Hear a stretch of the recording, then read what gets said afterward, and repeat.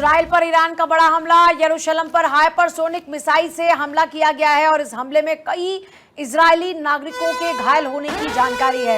Israel पर Iran ने एक और हमला बोल दिया है और ये यरूशलेम पर हाइपरसोनिक मिसाइल से किया गया हमला है।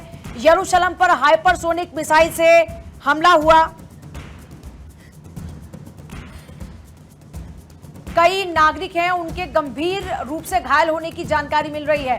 इजरायली नागरिकों के घायल होने की जानकारी मिल रही है। इजराइल पर ईरान का बड़ा हमला, यरूशलेम पर हाइपरसोनिक मिसाइल से हमला बोला गया है। इजरायली नागरिक घायल हुए हैं।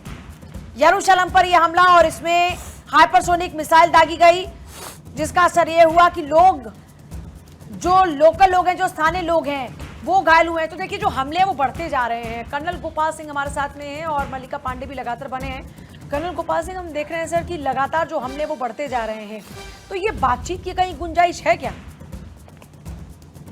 देखिए, ईरान ने साफ जाहिर किया है कि कल जब उन्होंने बताया कि हमारी अभी जो मिसाइलें हैं वो हमारी पुरानी मिसाइलें हम यानी दाग रहे हैं, अभी हमने नए हथियार तो इस्तेमाल ही नहीं किए।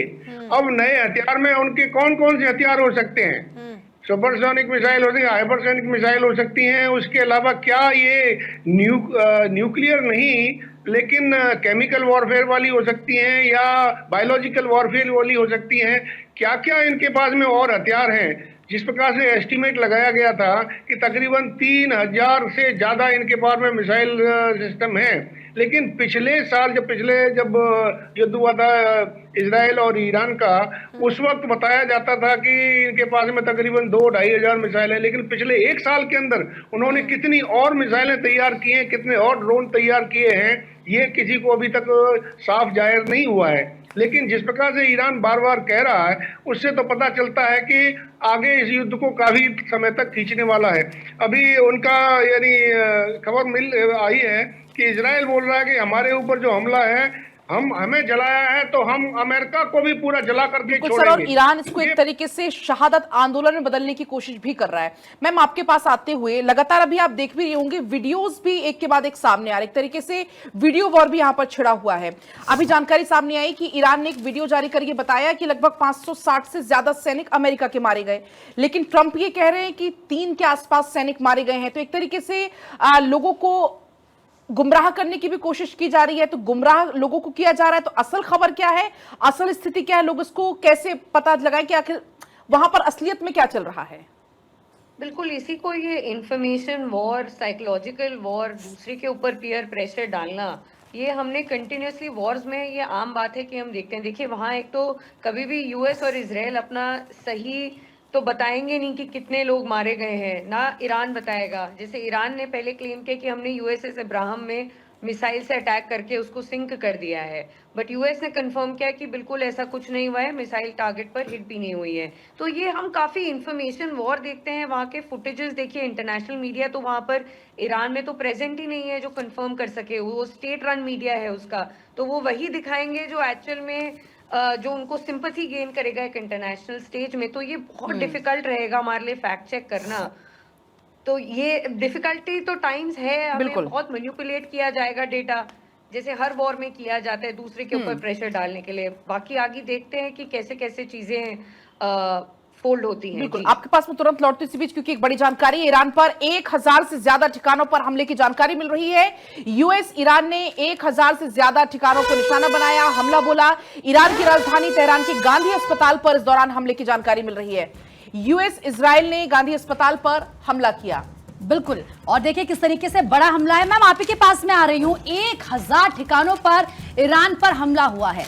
मैम, क्योंकि इससे पहले भी ये ट्रंप की तरफ से कहा गया कि जो ईरान के मिलिट्री बेस हैं, जहां पर उसके ड्रोन हैं, मिसाइलें हैं, हमने उसको नष्ट कर दिया है। तो ईरान की जो ताकत है, अगर देखा जाए, उसको तो खत्म अमेरिका कर चुका है, और अगर थोड़ी बहुत बची हुई है तो उस पर भी वो हमले कर रहा है। तो क्या वाकई ईरान के पास अब शक्ति है कि वो लड़ सके ट्रंप से या इजराइल से? यूएस और इजराइल के साथ कंबाइन लड़ पाना ईरान के लिए बहुत मुश्किल होगा। बट हमें ये चीज़ समझनी है इस चीज़ पर बैकग्राउंड में कि जो खामेनी थे वो केवल एक हेड ऑफ स्टेट नहीं थे, वो स्पिरिचुअल लीडर थे। तो उस स्पिरिचुअल लीडर की वो शहादत मान रहे हैं, वो IRGC जो पूरे 2 लाख सोल्जर्स उनके लिए खड़े थे, 6 लाख उनके पास फुट सोल्जर्स हैं, वो सब एक साथ आ गए हैं इस टाइम पे। तो वो प्रोटेस्टर्स भी आप देखिए, कल जब शहादत हुई थी तो उनकी लैक्स ऑफ पीपल बिना जान बचाए हुए, मतलब उनको बोला जा रहा था कि आप शेल्टर लीजिए, इजराइल के कंटिन्यूअस अटैक्स हो रहे हैं, तब भी हम सड़कों में देखते हैं कि बहुत सारे लोग आए थे खामेनी की मार्टिरडोम करने के लिए।